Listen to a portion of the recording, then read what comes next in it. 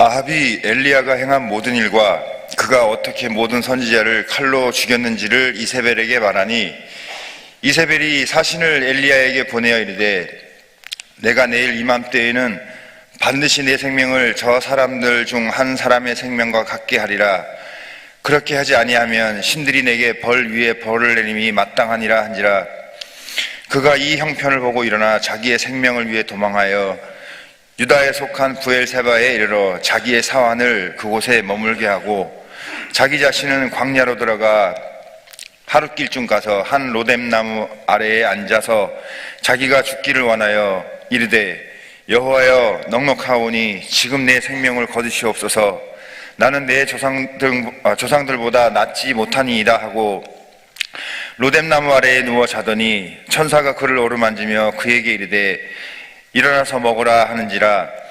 본즉 머리맡에 숯불에 구운 떡과 한 병 물이 있더라. 이에 먹고 마시고 다시 누웠더니 여호와의 천사가 또 다시 와서 어루만지며 이르되, 일어나 먹으라. 내가 갈 길을 다 가지 못할까 하노라 하는지라. 이에 일어나 먹고 마시고 그 음식물의 힘을 의지하여 40주 40야를 가서 하나님의 산 호렙에 이르니라. 엘리야가 그곳 굴에 들어가 거기서 머물더니 여호와의 말씀이 그에게 임하여 이르시되, 엘리야야, 내가 어찌하여 여기 있느냐?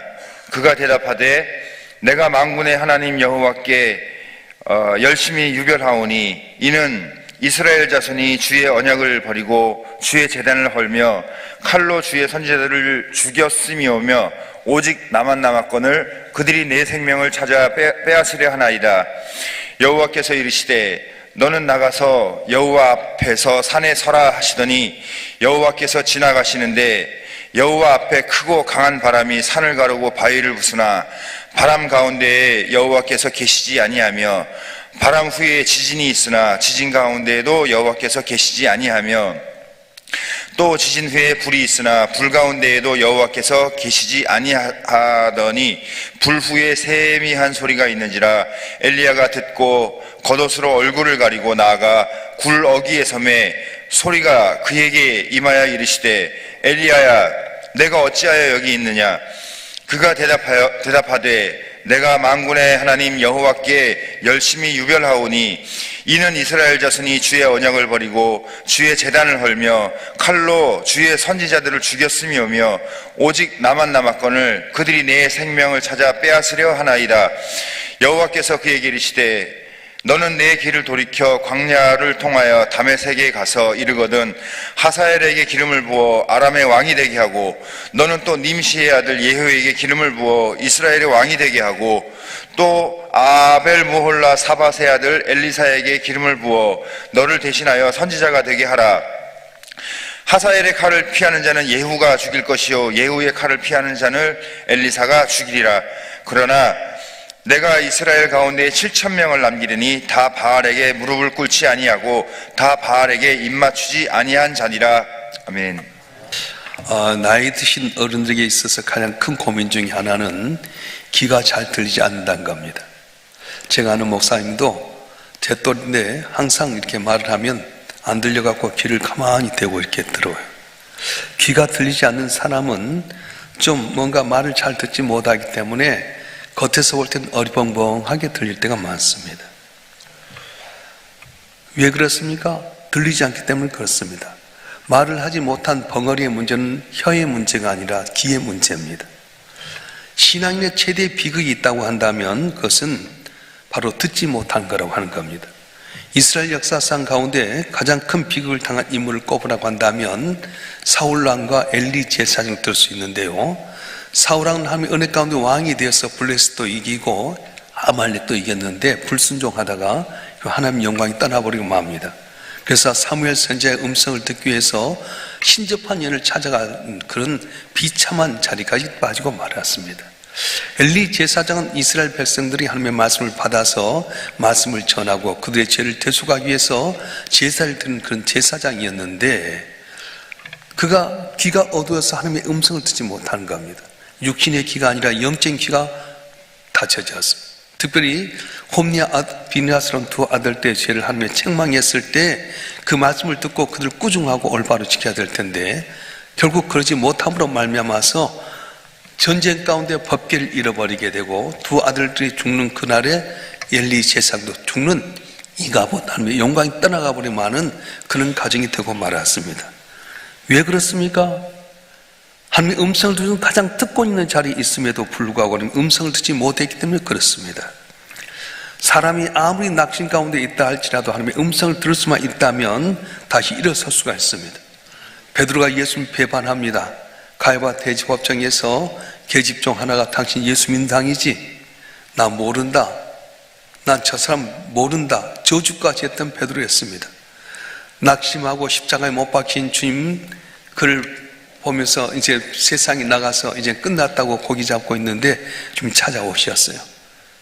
그리고는 오른쪽에 그물을 던져라.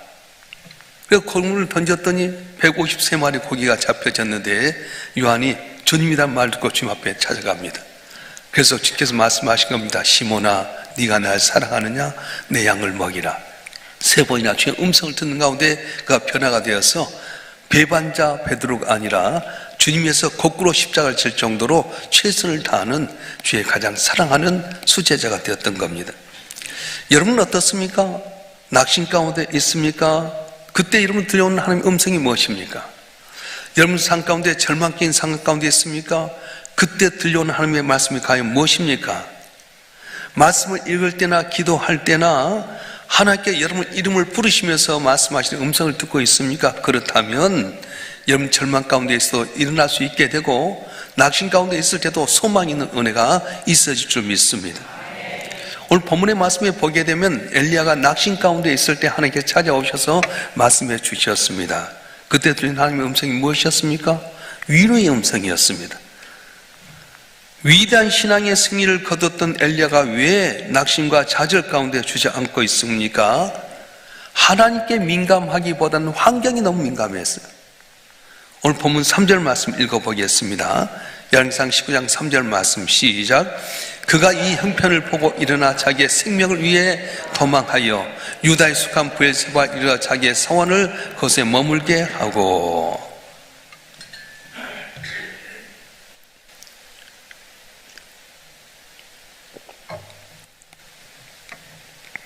엘리야가 좌절과 절망 가운데 빠지게 된 배경은 자기 형편을 봤습니다.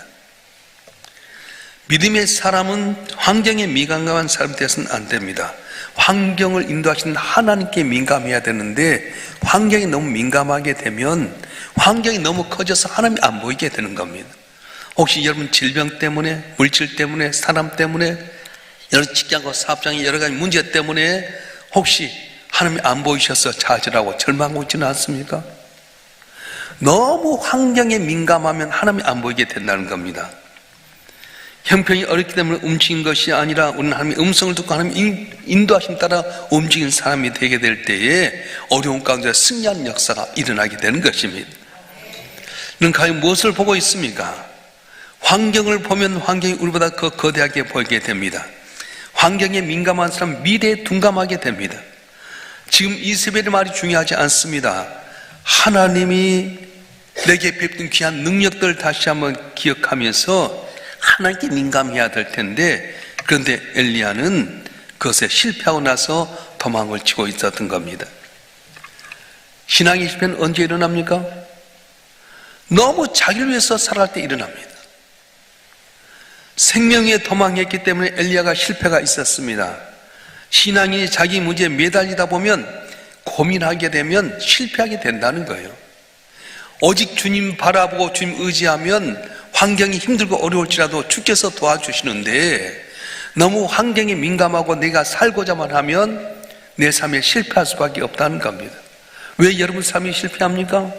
왜 여러분이 절망하고 좌절하는 겁니까? 내 환경 모든 것 가운데 역사하시고 주하는 하나님 바라봐야 되는데 너무 그것만 바라보다 보니까 하나님 안 보여서 절망하고 낙심하고 있는 건 아닙니까? 지금까지 엘리야의 목숨을 누가 지켜주었습니까?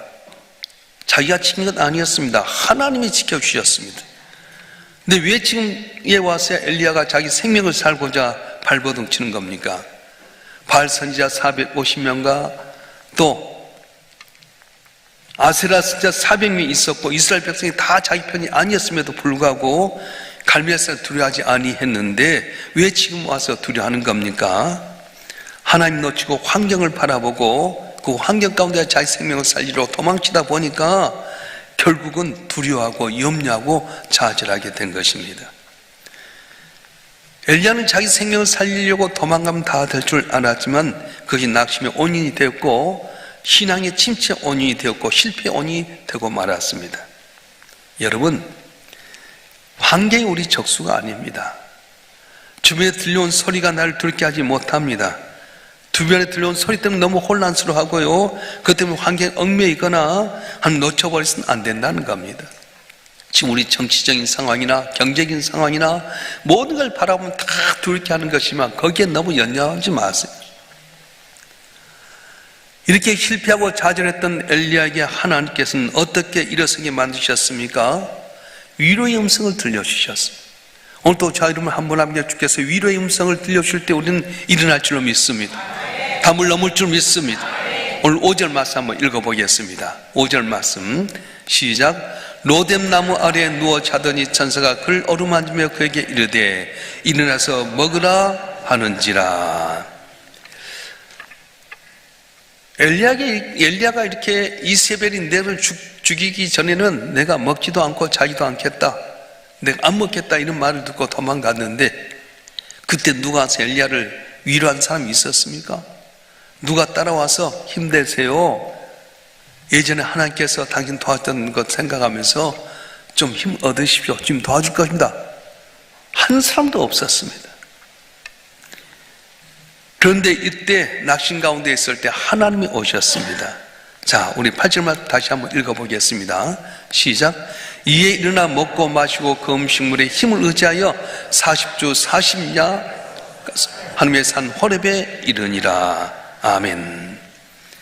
하나님께서 엘리야를 찾아와서 떡과 물을 주시면서 호렙에 이르기까지 힘을 주셨던 것처럼 오늘 또 주님은 절망 가운데 있는 우리를 찾아와서 위로해 주시길 원하시고 계십니다. 중요한 건 하나님의 미세한 음성을 들을 수 있어야 될 텐데 내 환경이 너무 크게 보이다 보니까 음성을 듣지 못하다는 거예요. 질병 때문에, 물질 때문에, 또 여러 가지 환경과 조건 때문에 그걸 몰입하다 보니 오늘 또 들려온 하나님의 음성에 민감하지 못하는 거예요.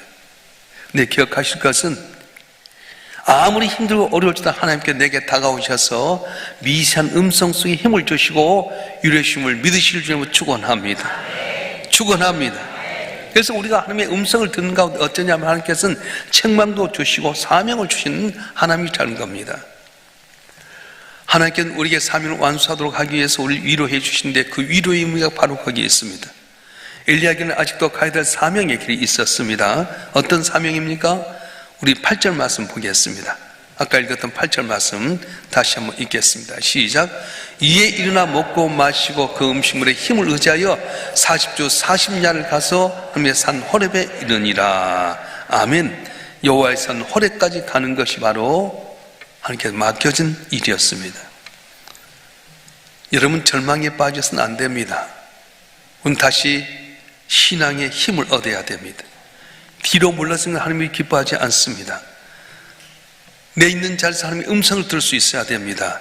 뒤에 뭘 해야 될 것이다 들을 수 있어야 된다는 겁니다. 낙심에 머물러 있는 건 하나님의 뜻이 아닙니다. 우리는 어디에 삽니까? 오늘 사는 것이 미래를 산다는 거예요. 호렙에 머무는 것만이 다가 아닙니다. 호렙은 거기 가서 비전, 사명을 받고 떠난 곳이라고 하는 겁니다. 그런데 그는 어떻습니까? 이 호렙산 동굴에 들어가서 머물러 버리고 말았어요. 오늘 9절 말씀 한번 읽어보겠습니다. 열왕기상 19장 9절 말씀 시작. 엘리야가 그곳 굴에 들어가 거기서 머물더니 여호와 말씀이 그의 이마에 이르시되 엘리야야 내가 어찌하여 여기 있느냐, 내가 어찌하여 여기 있느냐. 여러분, 신앙은 머물러 있는 것이 아닙니다. 전진하는 것입니다. 네가 어찌하여 여기 있느냐. 여러분이 있는 자리는 하나님께 맡긴 사명의 자리입니까? 아니면 먹고 마시고 그 자리에 머물러 버린 자리입니까? 엘리야가 왜 호렙산을 떠나지 않고 동굴 속에서 계속 앉아 있습니까? 숨어 있는 이유가 무엇입니까? 오늘 10절 말씀 읽어보겠습니다. 10절 말씀 시작. 그가 대답하되 내가 만군의 하나님 여호와께 열심히 유별하오니 이는 이스라엘 자손이 주의 언약을 버리고 주의 제단을 헐며 칼로 주의 선지자를 죽였음이오며 오직 나만 남았거늘 내 생명을 찾아 뺏으려 하나이다. 엘리야가 호렙산 동굴에 머물러 버린 이유를 누구에서 찾냐면 이스라엘 백성에서 찾았어요. 이스라엘 자손들이 주의 언약을 버렸습니다. 주의 제단을 헐어버렸고 주의 선지자를 칼로 죽였고 이제는 날 죽이려 하기 때문에 내가 여기 머물러 있습니다. 남이 하나님의 언약을 어긴 것과 내가 전진하는 것과 무슨 상관이 있습니까?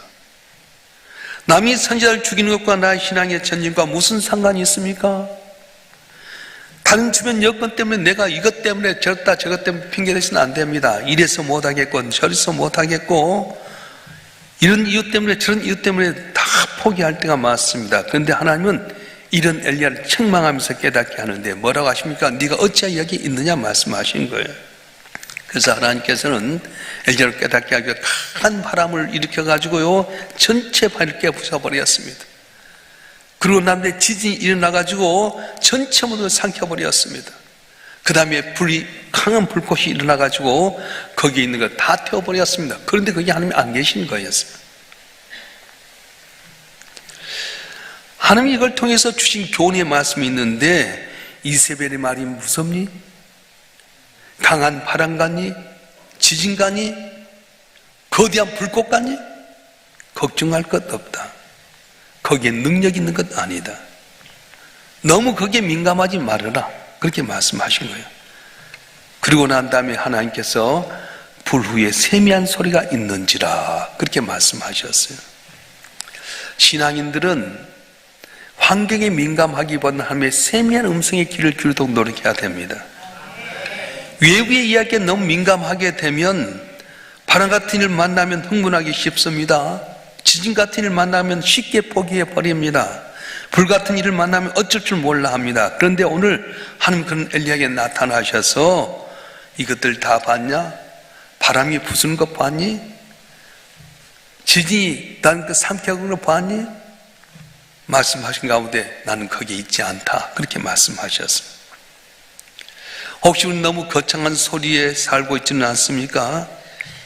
내 안에서 세미하게 말씀하시는 음성의 귀를 기울여야 할 텐데 바깥에서 들려온 소리 때문에 하나님의 음성을 잃어버리고 있지는 않습니까?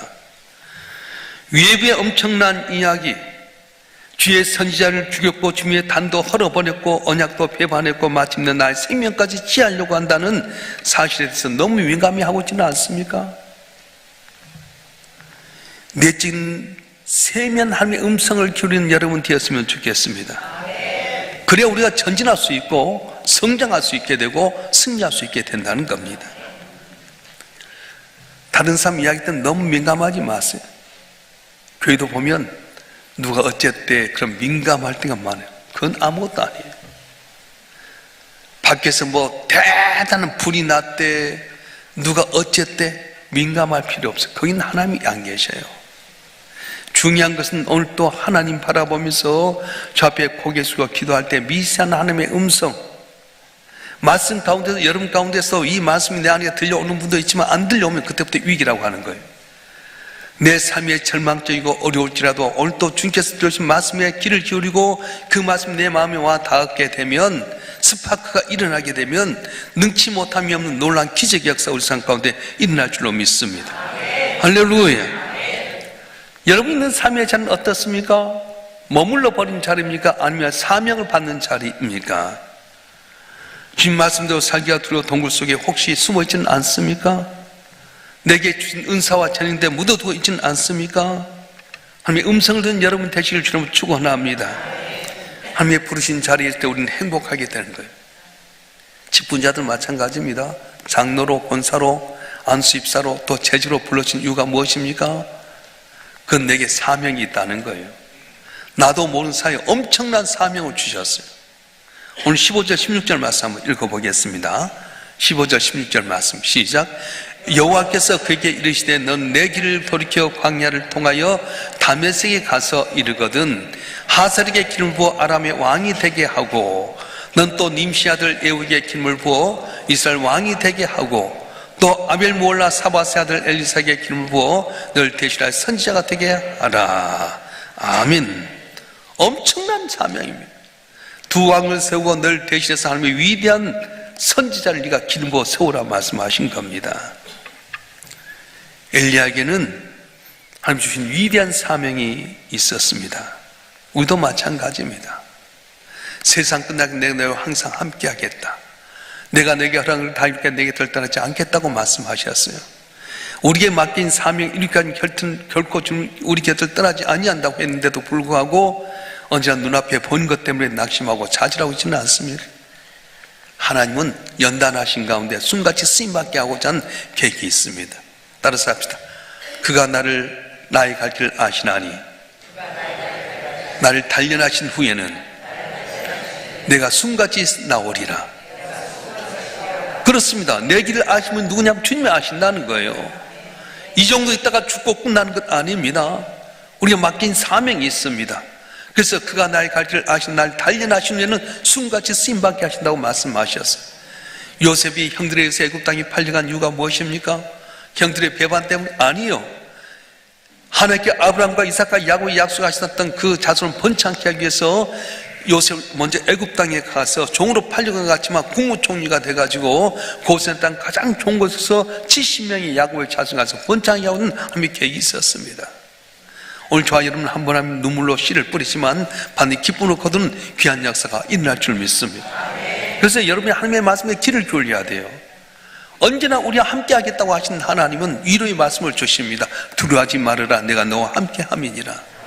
놀라지 말아라 난 네 하나님이 됨이니라. 내가 너를 굳세게 하리라. 참 내가 너를 도와주리라. 참 내가 너를 붙들리라고 말씀하신 겁니다. 어떤 환난과 풍파가 올지라도 나와 함께 하신 하나님께서 6월절의 역사처럼 이 담을 넘어가게 해주리라 믿습니다. 세상이 무슨 소리 있더라도 흔들지 마세요. 오직 주님만이 우리 길이고 진리요 생명이시고 날 살게 할 줄로 믿습니다. 내 슬픔 당할 때 누가 와서 나를 도울 수 있습니까? 말 한마디도 나를 도와주지 못해요. 오히려 여러분이 실패하고 좌절하면 아이고 그럴 줄 알았어. 아이고 쌤통이다. 다 내가 안 되면 다 욕하고요. 다 나를 어렵게 만들지만 주님만이 아시는 거예요. 그것이 네 끝 아니다. 늘 연단한 가운데 내가 숨같이 쓰임받게 하고자 한 계획이 있다 말씀하신 겁니다. 돌이켜보면요 안 되는 것이 축복이에요. 내가 잘 아는 장로님 은행에 있었는데요 다 잘 나가고요 부자였고요 남의 보증도 서주고요 한순간에 다 날아가 버렸어요. 그때는 끝인 줄 알았습니다. 지나고 보니까 거의 복이었어요. 그때 예수님 앞에 돌아오게 되고요 오히려 다 자기 치고는 끝났는데 자기만 룰루라라 복받아 나 베푼다는 거예요. 내가 잘 아는 분은요 한남동에서 집을 크게 두 채나 갖고 있었어요. 막 잘 믿고요 헬스클럽도 하고요 잘 나갔어요. 뭔가 해보려고 하는 그런 과정 속에서 길이 안 열리기 시작해요. 여러분 가다 길이 안 열린 것은 뭐냐면 멈춰라 방향을 트라고 한 건데 내 힘대로 살 때가 안 되는 거예요. 그래서 안 되니까 한 잔 술도 하기도 하고요 11조 생활도 안 하고요 내 뜻대로 살 때가 많았어요. 근데 부인은 항상 하나님 앞에 죄송함이 있어요. 항상 깨어서 기도하고 여보 난 11조에 아니 괜찮아 당신이 나요. 가끔가다 한 잔 술도 마시고요. 그런데 어느 날 새벽녘에 이제 한 잔하고 일어나가지고 딱 화장실 가려고 하는데 다리 힘이 풀려가지고 팍 유리창에 부딪혔는데 여러분 집에 있는 유리창 있잖아요. 큰 이중 창문을 받았어요. 받았는데 머리가 쑥 들어갈 정도로 큰 구멍이 났는데 탕 튕겨 나와요. 그래가지고는 내가 그걸 보니까 진짜 죽을 수밖에 없는데 살아난 거예요. 근데 그때 그 부인 집사님이 여보 당신 회개해. 근데 이 남자 집사님이 대단한 거예요. 주님 잘못했습니다. 그때부터 술 딱 끊고요 11조 생활하고요 새벽부터 시작해서 막 교회 나오고요. 어떻게 될 것 같아? 그건 추후에 맡기겠습니다. 내 힘대로 살면 어렵습니다. 근데 내게 고난은 고난이 아닙니다. 비와 눈이 내려서 다시 들어가지 않고 땅을 적시고 싹이 나게 해서 파종한 자에게는 종자를 주며 멍자한 식량을 준 것 같이 내가 너에게 명하여 보니 형통하리라 말씀하신 거예요. 그래서 우리는 언제 하나님의 음성을 듣습니까? 고난 가운데 미세한 하나님의 음성을 듣는 겁니다. 제가 가끔 여러분 쓰는 말인데, 얻어 터지고 돌아올래? 안 터지고 믿을래? 얻어 터지고 돌아오면 그것도 감사하지. 근데 얻어 터져도 못하고 있다가 끝내 죽는 사람이 많아요. 오늘 엘리야가 갈멜산에서 비를 내리게 했던 기적의 주인공이었습니다. 발과 아사야 선지자 850명과 더불어서 그들 한 칼로 기송강에 목을 쳐 죽였던 사람입니다. 그런데 이세벨이 네가 죽기 전 내가 밥도 먹지 않겠다, 너 꼭 죽이겠단 말이 너무 두려워가지고 결국 광야로 내몰리게 되고요. 하나님 차라리 죽여주시옵소서. 어떻게 위대했던 선지자가 이렇게 나갈 수 있습니까? 환경이 너무 민감하기 때문이라는 거예요. 오늘 또 나를 위로하시고 나와 함께 하신 주의 음성에 귀를 기울이시고 다시 힘을 얻어서 맡긴 사명을 잘 감당하기까지 주의 도움으로 승리하는 여러분 되길 주님 축원합니다. 축원합니다. 우리 다 같이 두 손 들고 기도하십시오. 혹시 여러분 가운데 너무 환경이 민감해서 주의 음성을 듣지 못한 분이 있지는 않습니까? 누가 이랬다는 둥 저랬다는 사람의 소리 때문에 너무 민감해서 하나님의 음성을 듣지 못한 분이 있습니까? 그렇다면 회개하시길 바랍니다. 주여, 내로 하여금 주의 음성을 들려주시옵소서. 유래의 말씀을 듣게 하여 주시옵소서. 사명을 감당해서 성령에 충만케 하여 주시고 우리의 가정의 문제, 직장과 사업장과 이 나라 이민족의 문제가 해결되게 해 주시옵소서. 주여, 삼창호 통수로 기도하겠습니다.